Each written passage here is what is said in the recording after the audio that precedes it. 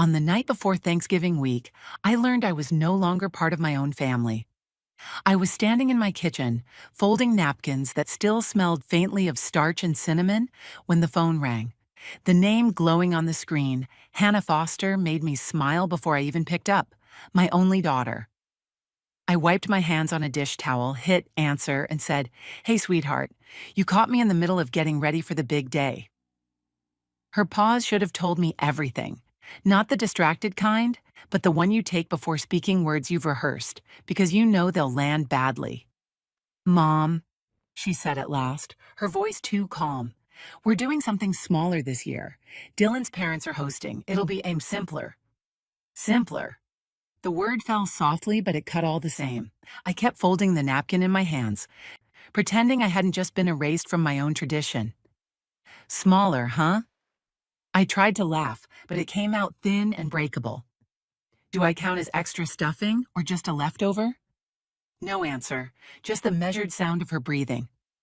"Please don't make this harder, Mom. It's just what we need this year." What we need, not you and me, just we, her new family, the one with matching sweaters and curated smiles. I could almost see her in that spotless Columbus kitchen I helped them pay for, twisting the phone cord while Dylan watched from across the room. I searched for something to say that wouldn't sound like begging. "You know I already bought the cranberries," I murmured, trying to sound helpful, not desperate. "The boys love my sauce. Remember how Ben said it beats the canned kind?" Her sigh crackled through the line. "Mom, please. Dylan's parents already have everything planned. It's easier this way." I nodded, even though she couldn't see me. Easier. Somehow that word stung worse than smaller. Easier to leave me out. Easier not to explain. Easier to pretend the woman who raised her wasn't standing in a farmhouse 3 hours away, ironing the same tablecloth she'd used every Thanksgiving since her husband died. "Sure, honey," I said. "Whatever makes things simpler." My voice cracked on the last word. She must have heard it because her tone softened. "I hope you understand." "I do," I lied. I understood too well. This was the polite kind of exile, wrapped in good intentions, tied with a neat little bow of "don't take it personally." When the call ended, I stood frozen, the phone still in my hand. The lamplight caught the silverware I'd polished earlier, glinting like little mirrors reflecting a life that no longer seemed to fit. I set the phone down and waited for the wave of hurt to pass. It didn't. The refrigerator hummed. Outside, the wind brushed against the windows, a soft whisper. My chest tightened as if the air itself had gone cold. I looked at the half-folded napkins, the good china stacked beside them. Every small thing in that kitchen reminded me I'd been preparing for a celebration that no longer had a place for me. I thought of all the years I'd hosted, the way Hannah used to sneak bites of pie crust, the way her father carved the turkey while pretending not to cry when she said grace. I could still see her small hand resting on his, the two of them laughing over gravy gone wrong. I had built every holiday around those moments, around her smile. Now she was building new ones without me. The phone buzzed again. Hannah Foster. My thumb hovered over the screen. Not this time. I let it ring, once, twice, again, then set it face down. The silence that followed was heavier than the ticking clock. I stayed there for a long time, unable to move. I wanted to be angry, but anger wouldn't come. Only that dull ache, the kind that sits in your throat and makes you swallow too hard. Her words replayed one by one. Smaller. Easier. Please don't make this harder. She'd spoken like I was a burden to manage, not a mother to love. Resentment crept in, slowly, quiet as snowfall. How many times had I rearranged my life for her? The weekends I drove 3 hours for the boys' soccer games, the nights I sent grocery money without being asked, the months I helped pay their mortgage when Dylan was between jobs. None of that had ever been simpler for me, but love isn't supposed to be simple. Apparently now it was. I caught my reflection in the dark window, hair pinned back, apron dusted with flour, eyes tired but not broken. I barely recognized the woman staring back. She looked like someone waiting for an invitation that would never arrive. The phone buzzed again, rattling against the counter like it was trying to escape its own shame. I didn't move. If I answered, she'd say something soft enough to keep me tethered. "Next year, Mom," or "It's just this once." Words meant to soothe me into silence. I'd swallowed enough polite excuses for one lifetime. I turned off the kitchen light. The street lamp outside cast a pale gold glow across the room. Everything looked smaller.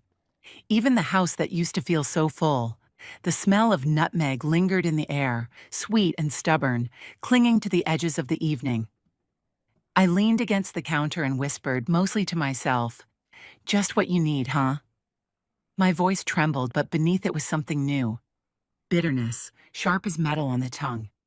I wondered if she'd even notice my empty seat at that polished table in Columbus. Maybe she'd raise her glass and tell herself I was fine here in Cedar Falls, too busy or too content to mind. Maybe that lie would make it easier for her. It should have hurt more.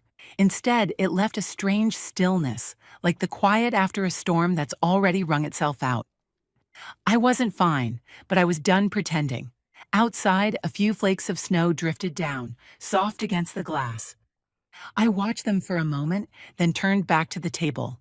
The napkins lay in a neat row beside the plates. I brushed my fingertips across the fabric before gathering them up one by one. Tomorrow, I told myself, I'd put them away. The house was still, the phone finally silent. And for the first time in my life, I didn't chase after someone to make them love me. I simply stood in the quiet and let it hold me. That night, I didn't cry.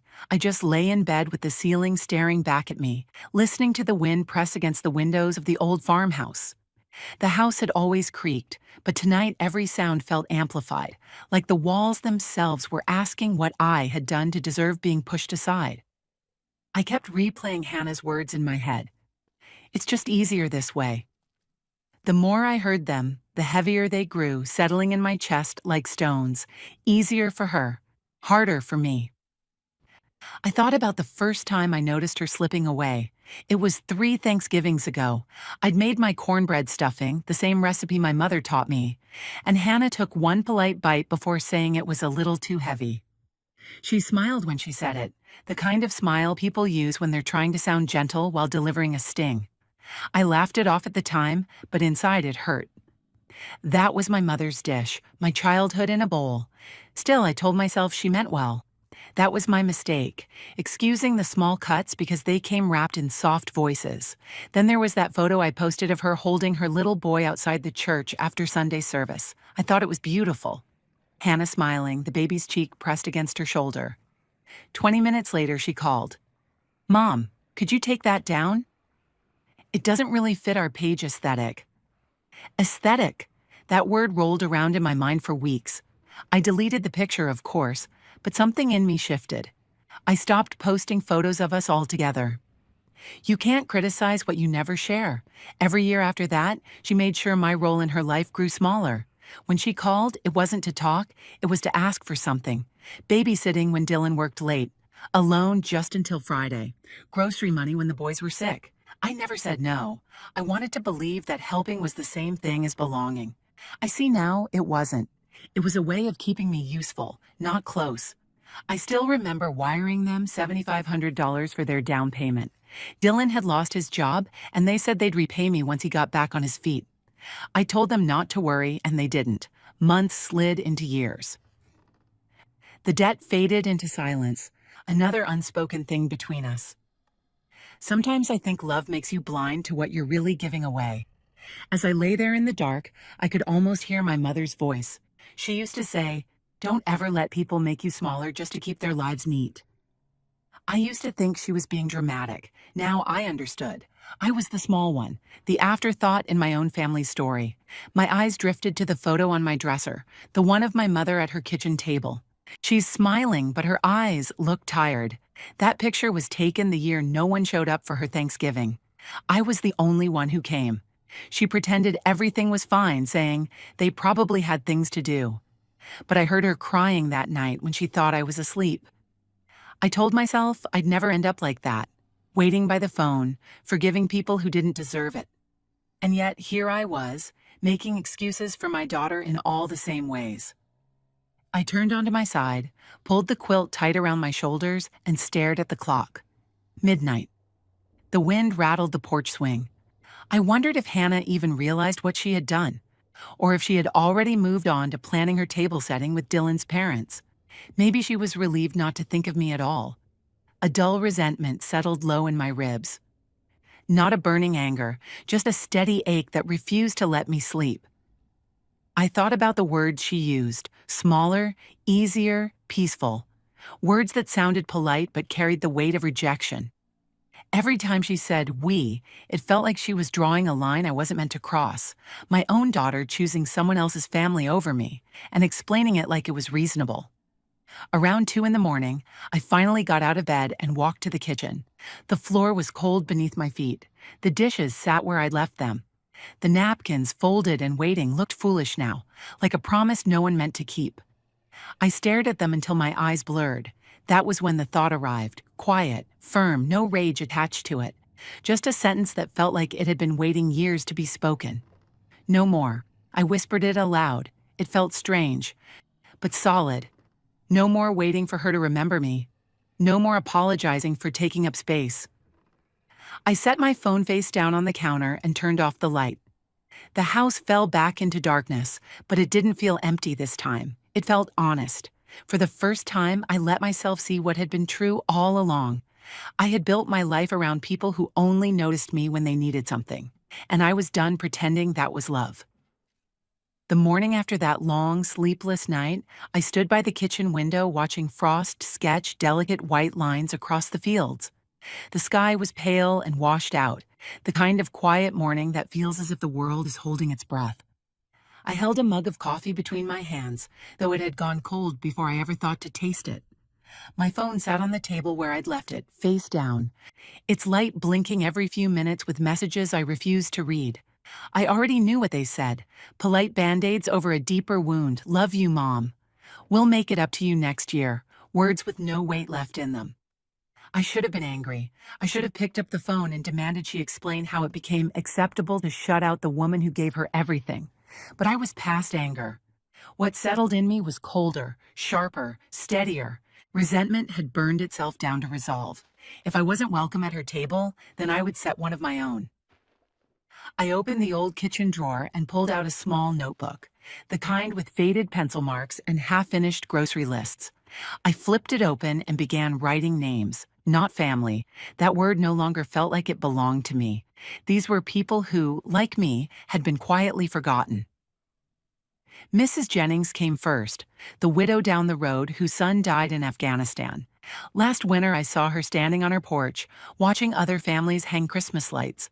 She'd smiled when I waved, though her eyes were wet. Then Caleb Morris, the mechanic I taught, back when I still worked at the high school. He'd sent Christmas cards 2 years in a row, always thanking me for believing in him. Next was Ruth Alvarez, the librarian who saved me new novels before anyone else. And Pastor and Mrs. Harlan, whose daughter moved to Oregon and hadn't visited in years. I wrote each name slowly, almost reverently. By the time I finished, my hands felt steady again. I sent the first message. I'm hosting Thanksgiving on Thursday. You'd make the table feel warmer. It felt strange sending it, like stepping into unfamiliar territory. But one by one, replies came. I'd love to. I was going to be alone this year. You don't know how much this means, but I did. I knew exactly. When I pulled the second turkey from the freezer, my mind drifted back to Hannah. She was probably in Columbus choosing table runners with Dylan's mother, arranging candles to match the napkins, wearing that polite smile she'd perfected over the years. She'd always been that way.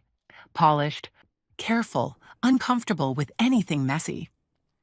I remembered one Christmas when she was 12, asking if we could skip decorating the tree because the old ornaments looked tacky.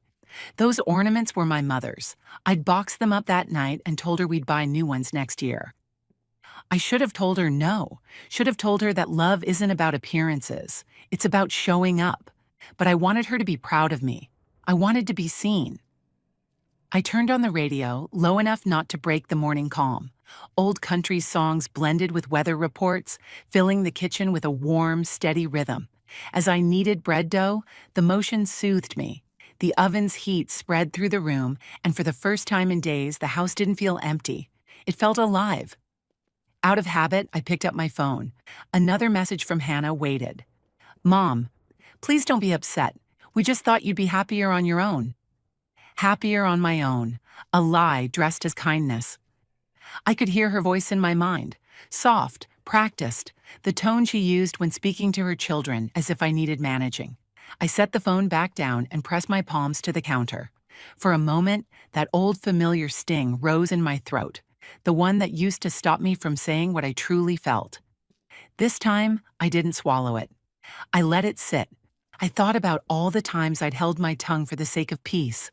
When she rolled her eyes at my stories, when she said, "We'll just handle it," after I offered to bring dessert, when she treated being my daughter like an obligation rather than a joy. I could have called her then. I could have told her everything, the hurt, the anger, the truth she refused to see. But instead, I took a deep breath and kept kneading. My silence, for once, wasn't surrender. It was a choice. By mid-afternoon, the kitchen smelled of sage and butter, and my list of guests had grown. Mrs. Jennings would bring sweet potatoes. Ruth promised her famous apple pie. Caleb said he'd fix the flickering light in the hallway before dinner. Every message I received replaced a little piece of what Hannah had taken. As I wiped my hands on a towel, I glanced at the family photo on the fridge. Hannah, Dylan, the boys, smiling on their porch last summer. I took that picture. They didn't invite me inside. They just posed, thanked me for stopping by, and went back in to finish dinner. I remember driving home that night, wondering when my presence became something to pencil in instead of something to welcome. Now, looking at that photo, I didn't feel sorrow. I felt release.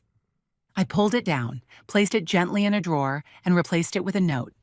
Thursday, 4 p.m., our Thanksgiving. As the sun dipped low, streaks of pink and orange brushed across the fields.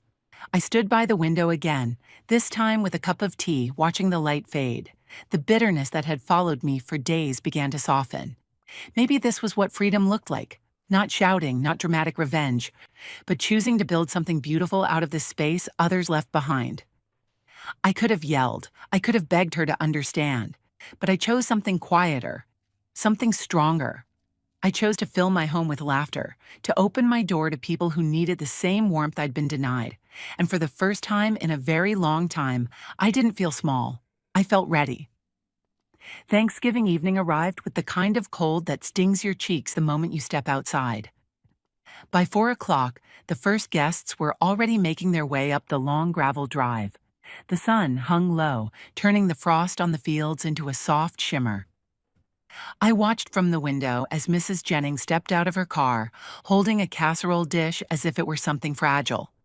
Behind her came Caleb, wiping his hands on a rag, still carrying the faint scent of motor oil and soap.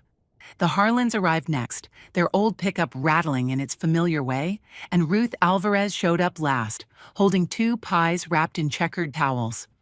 For a moment, I just stood there, watching their breath rise in white clouds as they walked toward my porch. Something warm unfurled in my chest, steady, quiet, right. When I opened the door, the smell of roasted turkey and cinnamon butter spilled into the cold. Everyone came in smiling, shaking off the chill. "Maggie, it smells like heaven in here," Mrs. Jennings said, her eyes soft with gratitude. I helped her slip out of her coat, noticing the slight tremble in her hands. "Well," I said, "it's been too quiet around here. I thought it was time to fix that." We gathered in the kitchen first, everyone talking over one another in a comforting hum. Ruth set her pies down and laughed. "You really outdid yourself," she said. "2 turkeys?" I nodded. One to eat and one for leftovers. I always make too much. It was easier to say that than to admit I'd planned it that way, imagining Hannah and her family sitting down miles away at a smaller table without me.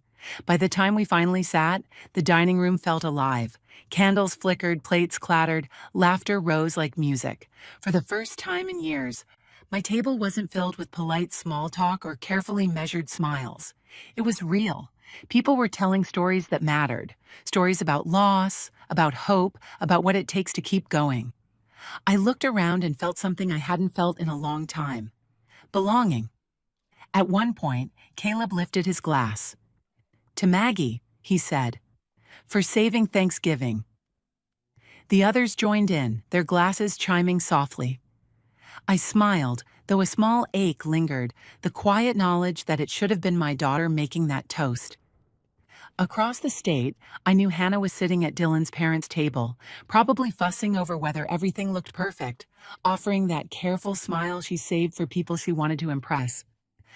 I could almost hear her saying, "We like to keep things small, simple." The thought didn't anger me, it tired me. I had spent too many years trying to fit into a life she had already left behind. Then something unexpected happened. As we passed the rolls, Mrs. Jennings reached for my hand. "You have no idea what this means," she whispered. "I haven't been invited anywhere for Thanksgiving in 3 years." Her eyes filled. Before I could stop myself, mine did too. The room went quiet, but not in an empty way, in a full, sacred way. I squeezed her hand. "You're welcome here anytime," I said, and meant it. Saying it loosened something in me that had been knotted for years. Later that night, after dessert and long stories and more laughter than I'd heard in ages, everyone gathered their coats. Ruth hugged me tight. "You made this a holiday again," she whispered. When the last car drove away, the house felt warm and soft. I stood in the kitchen amid half-empty pie plates, smudged glasses, and crumbs on the tablecloth, and for once the mess felt beautiful. My phone buzzed on the counter. I didn't need to look. I knew. Hannah. It rang again and again, lighting up the room in quick, nervous flashes. I let it go to voicemail. When it stopped, I listened. Her voice was tight, strained. "Mom, can you please call me? We saw some photos online. I didn't know you were having people over. I need to talk to you." A breath. I think I made a mistake. I touched the edge of the phone but didn't answer. Every word was tangled with guilt, and though some part of me longed to hear her say she was sorry, another part knew this moment wasn't about her. For years, I had begged for scraps of her attention. Tonight, I had fed an entire table. The phone lit up again. I turned it face down. I walked to the window, where frost had crept back across the glass. Outside, the sky was dark and still. My reflection looked back at me, older, steadier, free. "It's okay, Hannah," I whispered. "You can keep your smaller table." Then I blew out the candles one by one, watching each flame disappear until the room was held only by the soft glow of the kitchen light. The house creaked gently as it settled around me, warm, quiet, finally at peace. After everyone left, the house felt quiet but not empty. The dishes were still on the table, the candles had burned low, and the air was thick with the lingering scent of cinnamon and roasted turkey. I sat there for a while, my hands resting on the tablecloth, watching thin curls of smoke drift from the candle wicks. The only sounds were the faint hum of the heater and the steady ticking of the kitchen clock.